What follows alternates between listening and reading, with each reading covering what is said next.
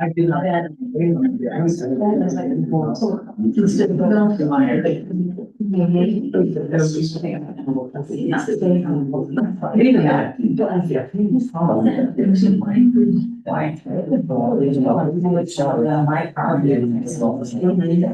just, well, some really passionate. You couldn't see the building, the very bottom, friends. Yeah. You're too late. This when it comes down to election, he needs to go. Yeah. She does. Yeah. You're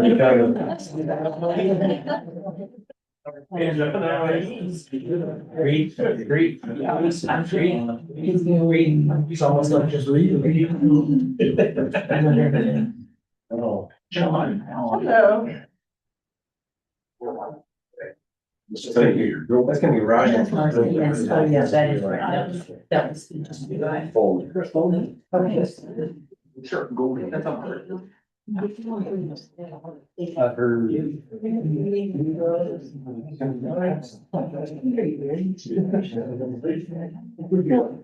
Yeah.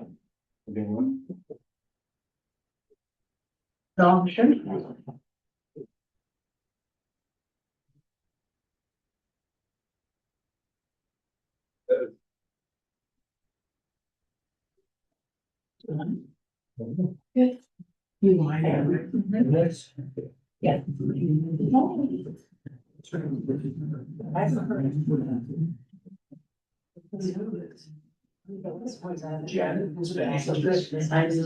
So long. I started to forget what you look. Actually, that can go right back to him. Yeah, Sarah would give her the spiel and I'll give it. Yeah. Is your person gonna be here? Cassie said she. We called them and they said yes. Okay. Don't budge you. Huh? Oh, no, you're, this is all you. It's Cassie. 3 minutes. I'm just the eye candy in this. You guys should do the rest. The eyes and these. Nice. Jacob. That's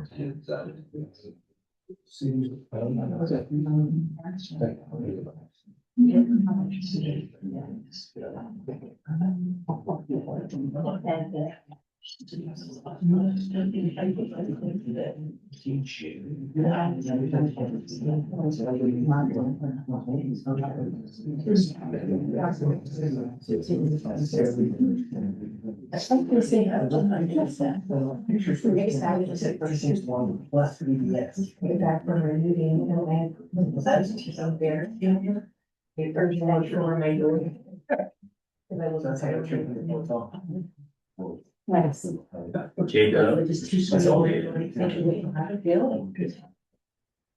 I walk out there.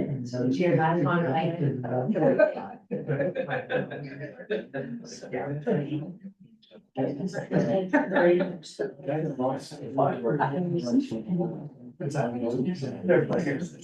Is that a lot? That's how you start. Heard it this morning. At our little school meeting.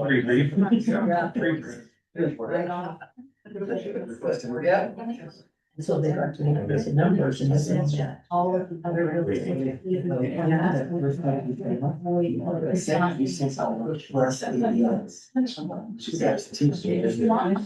Thanks for.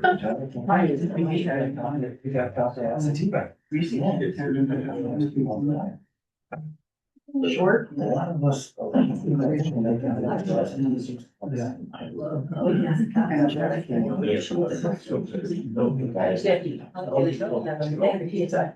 Yeah, that's why last week I was sick. It's just the.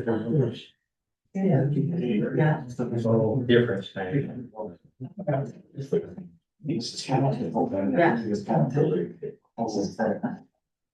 Oh. All right. So, yeah. I'm ready to get going. So here's the little thing, joining the pledge. Pledge allegiance to the flag of the United States of America, to the republic for which it stands, one nation, under God, indivisible, with liberty and justice for all. Alright. So good news. Ryan, if you wanna come up. You want to go and explain that? Yeah, it's me. So, and she's not here, obviously, and I'm totally bad for that. So, but Denise Martinez, was, I want to call it very heroic in her acts. We had a student that had a very serious medical emergency, and her quick thinking not only helped that student, at that time, but she was able to get to me. And when you review the footage, essentially, we were able to give her, life-saving, medical aid within 15 seconds of it happening. So, she was just amazing and heroic, and we wanted to just honor her tonight, but unfortunately, she's not here. Oh, yeah, that's great. Well, there's a certificate here. Welcome. We'll get this. Sure. You can- Right, Brian, yes, Let's take it forward. Yeah, thanks, Cass. Everything all over, and Ryan was gone. Okay, we'll move on to superintendent report. Mr. Chairman, members of the board, so our supplemental levy election, with the news yesterday that there is a voting discrepancy, with Elmore County elections from the last election. At 3 o'clock, I emailed Shelley to see if they had an update. She does not have any update at this point. She said they're working to come to a quick resolution, and as soon as she knows, they will let us know. I have no idea, any details. I think you guys have probably heard as much as I have about where these 300 votes could be or not be, but obviously it could have an impact on our supplemental levy. So as soon as I have any information, I'll share it. If you receive any information, please share.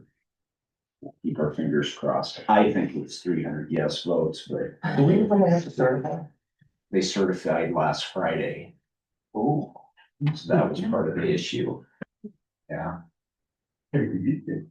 Okay. They're consulting with the attorney general, I guess. yeah. Yeah, everybody's involved. Yeah. Our prosecuting attorney, attorney general, the secretary of state, Yeah, we try to figure out what to do. So what it sounds like happened is Friday, the county commissioners met to certify.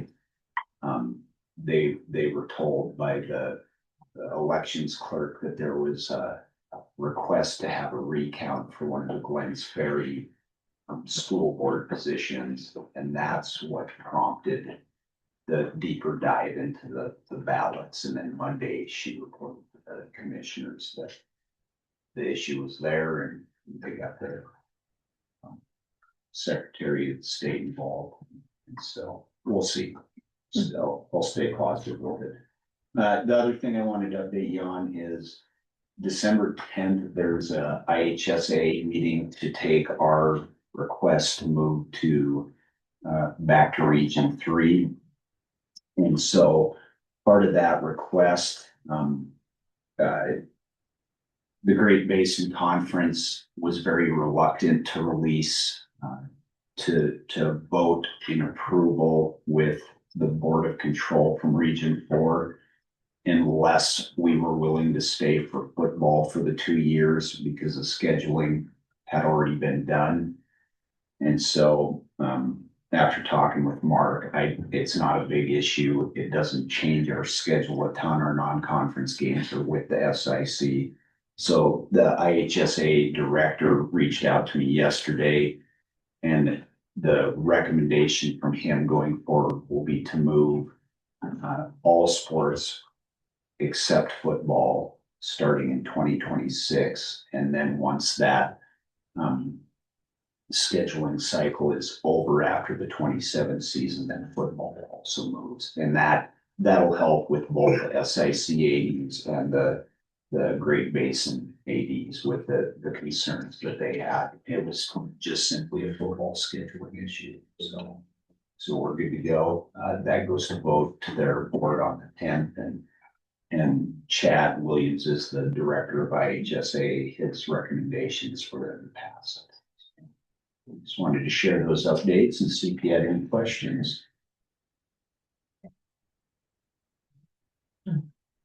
Board of Trustees, public engagement report. None. So I've got some. I attended the Mountain States Policy Center forum they did in Boise, dealing with the whole $5,000 tax rebate, $7,500 tax rebate. A lot of people there were asking a lot of questions about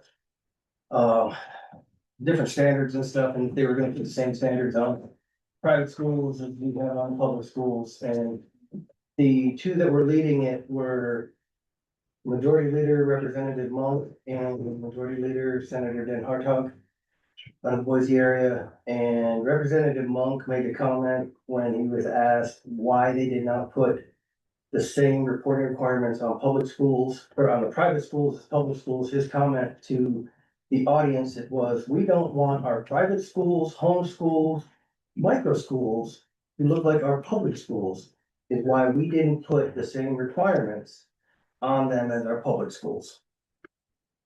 So after we were done, I approached both of them and I asked them, well, what are you gonna do to take the handcuffs off of our public schools? And they both said, we are willing to do whatever you guys want us to do. Please tell us what you would like us to have removed. And we've asked this several times, but nobody ever tells us anything.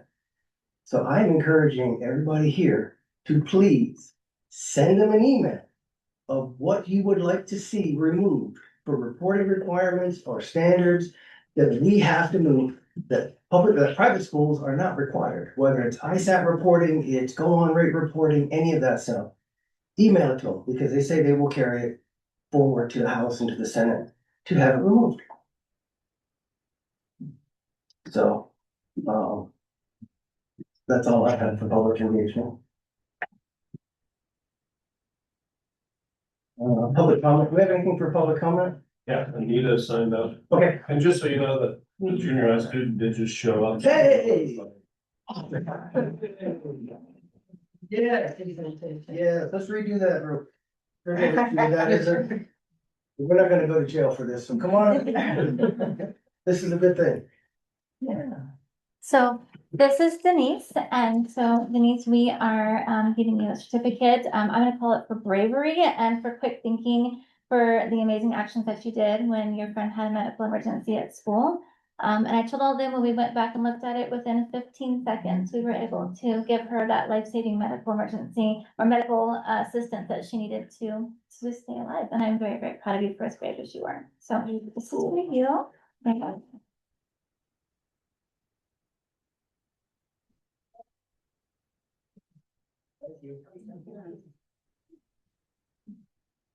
Okay.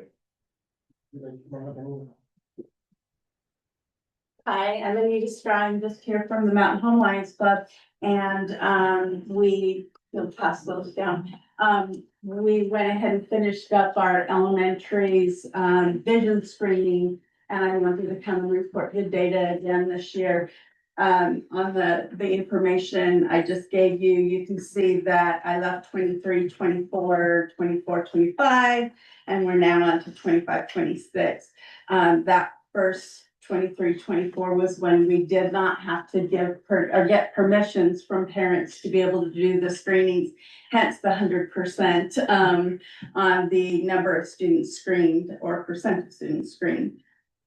This year we screened 2,097 students in the Mountain Home School District between the elementaries and Hackers. So and only 15% of them were students that needed to be referred to the to get some kind of eye exam from their doctors, because we're not doctors, we're just screening them. So that was great, because in the Boise area, it's about 23%. So we were well under that. So parents are taking care of things, and teachers are catching things and letting parents know. So that's awesome. We did have the opportunity to borrow some hearing screening machines this year. They screen over in the Boise area. So they had 2 days that were available. So they asked me if I'd be interested, since I'm on the board over there. And I said, absolutely, let's give it a try. So I called Nikki Cruiser and I said, hey, you want to be a guinea pig? So we went ahead and screened her students. We did have a great big learning curve because the first day that we went in, we screened hearing screening and vision screening in the same room. The vision screening machines make these cool little sounds. Well, so does the hearing screening. So I went home that night and I was like, okay, we gotta redo some of these and see if we get better chances. So we did rescreen them and we went from 93 referrals to 51. We did not rescreen all of them because we didn't have enough time to do that. But obviously, a quiet room would have been nicer.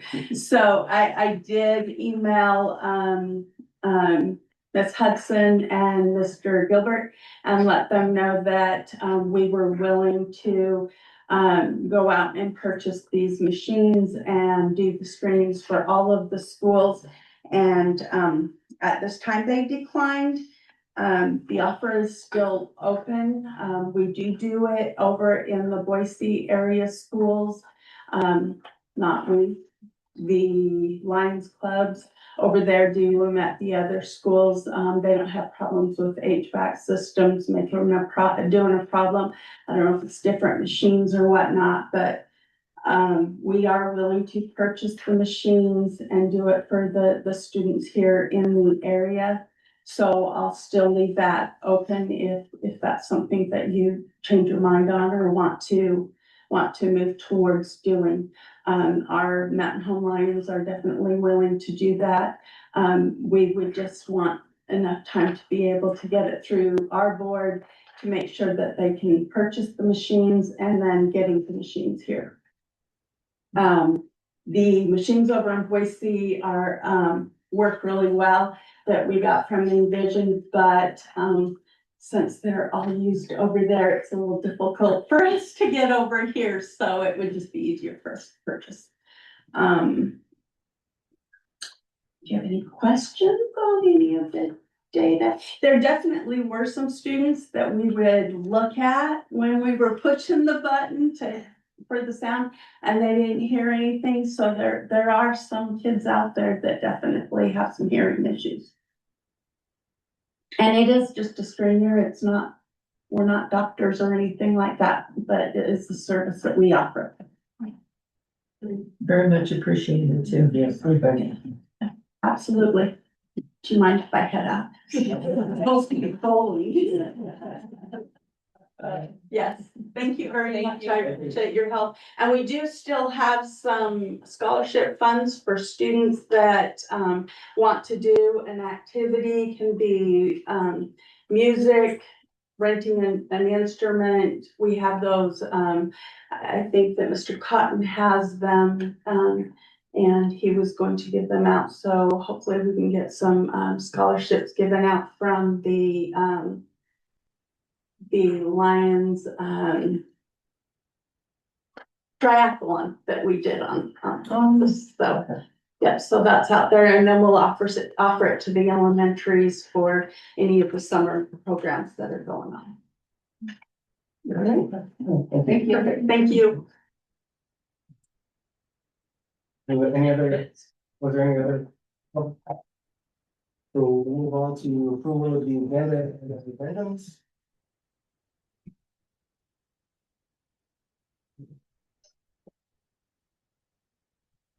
Would that we approve the regular board meeting minutes of October 21st, 2025? Second. Well, as part of the consent agenda. Oh, no. No, you want to, well, this is just for the agenda. At this point to approve. Okay. Thank you. Is that what you want to make a motion for? Yes. Second. All in favor? Aye. Any against? All right, now for the consent agenda. Is there anything that anybody wants to pull out?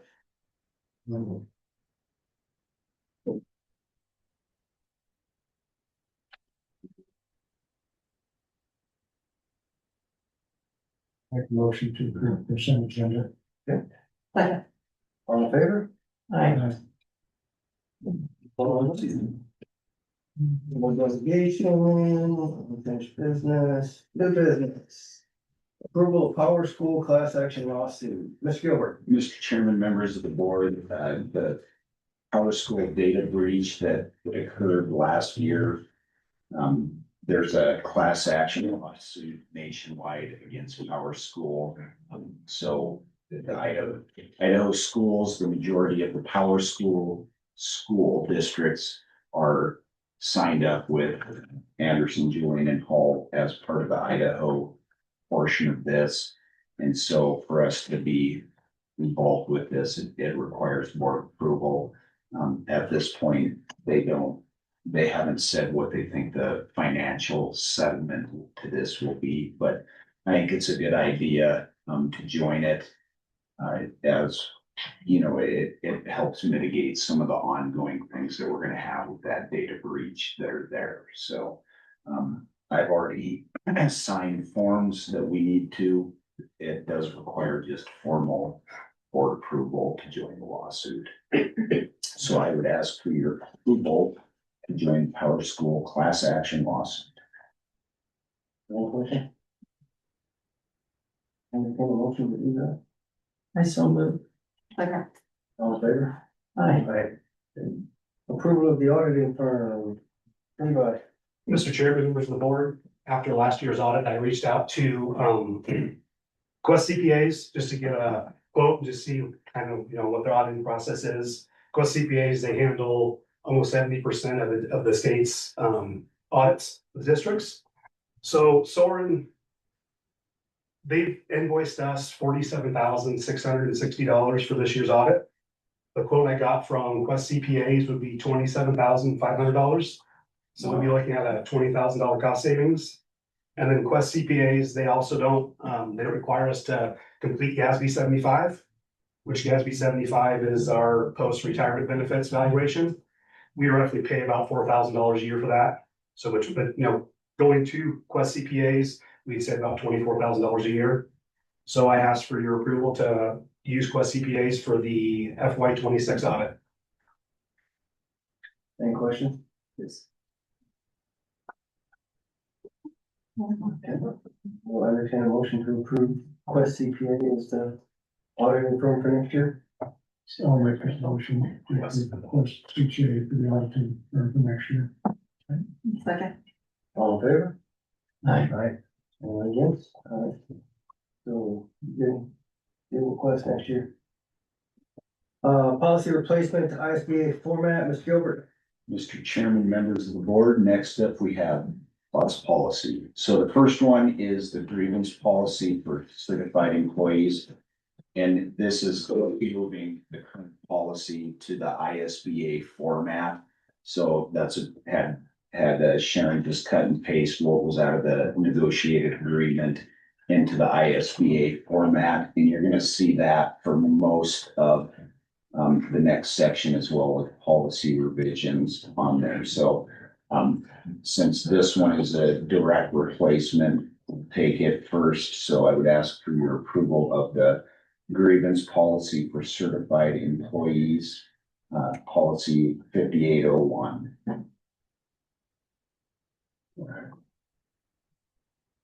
And same thing, any questions? I'll take a motion that we approve the policy replacement to the ISBA format for grievance policy for certified employees, policy 5801. So moved. Second. All in favor? Aye. Policy revision, first reading. You want to do these one at a time or do them all at once? Well, that's up to you. I think they're all following the same format, like chairman. It's moving the existing or the existing policy in with the ISBA policy and combining those together. I don't think there's really any changes to what the policy is doing. And again, this is gonna be a process over the next year as we move the policies into that format. So I'd be happy to attempt to answer any questions you might have. This is statewide and most or all districts are going through the same thing and adopting these policies. So any district, so we have been with a different policy service. So what these groups do is take anything that's come out of the legislative session. They have their attorneys write the policies in a very vague, not vague, but not a district specific way. And so they distribute those policies out per fee. And then we adjust them to make them mountain homes. And so our old policy group was, Anderson Journal. and then now we're with the Idaho School Boards Association.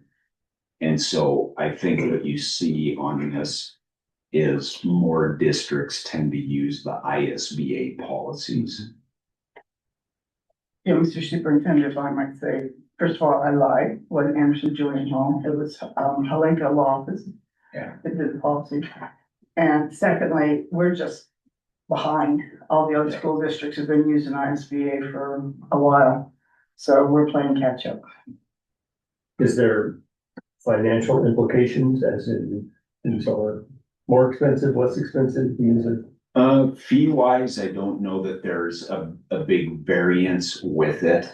So, you know, the benefit of it is the ISBA, when they have their attorneys write it, it's with that direct look at school boards versus like Helenka, they're not necessarily focused just on school board policy that's there. So I think as we get these into the system, we're better off with the resources that ISBA provides when you update policy that's there, or if there's new policy that comes in. So yeah, it's been an undertaking for Sharon.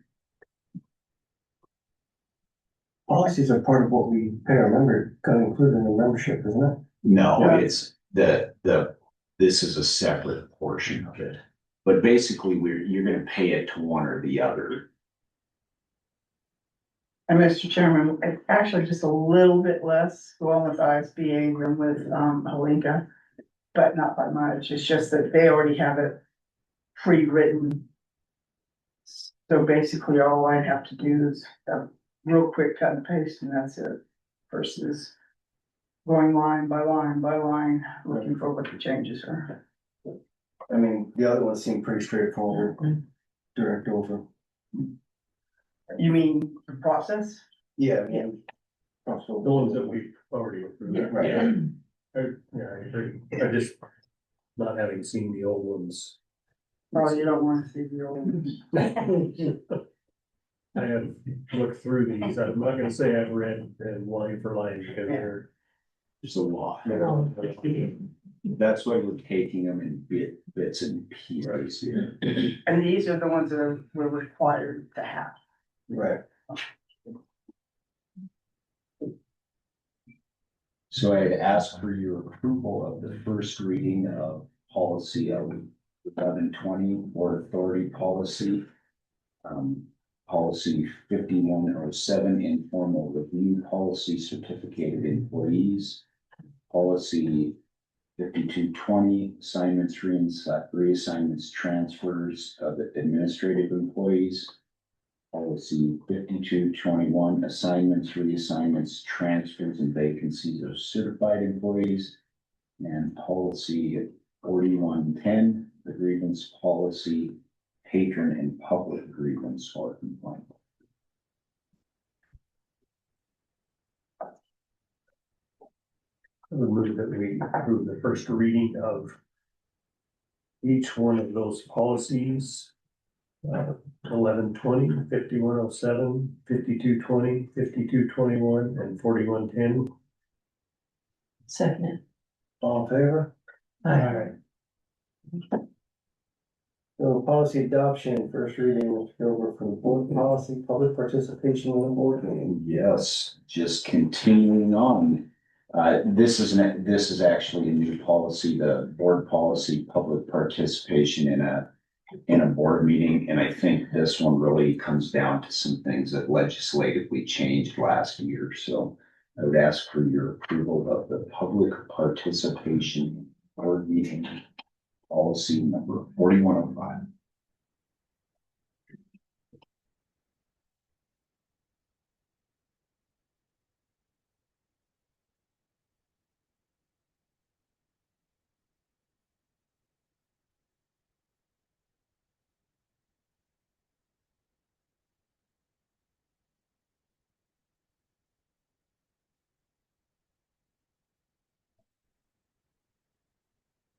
Are you any questions on this one? So, we'll take a motion to adopt public, policy for board policy and public participation in the board meeting. I'll make a motion to adopt board policy of public participation in a board meeting 4105. Second. All in favor? On to executive session. Okay, Sharon, my cheat sheet's not here. Oh, sorry, here it goes, Jen. That's part of mine. I got to see mine either. But I believe it is in your digital. I don't see it. I was just looking for Is the digital more perfect? it. Nope. Ah, here we go. Now, that was my copy, but. Okay, I'll get it. Yeah. Okay, so this time I'll entertain a motion to move into executive session to consider a rate next request, student pay. Second. All in favor? Aye. Karen, roll call please. Sure. Trustee Knox. Aye. Trustee Perez. Aye. Trustee Donahue. Aye. Trustee Betty Ganetta. All right. Mr. Chairman. Aye.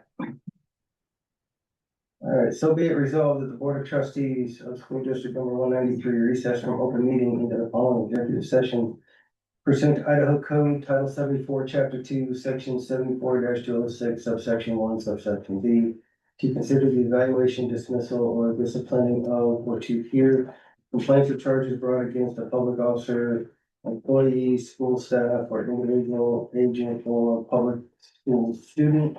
Be it further resolved that the following executive session, the Board of Trustees will convene into public session for further business or adjournment of the meeting.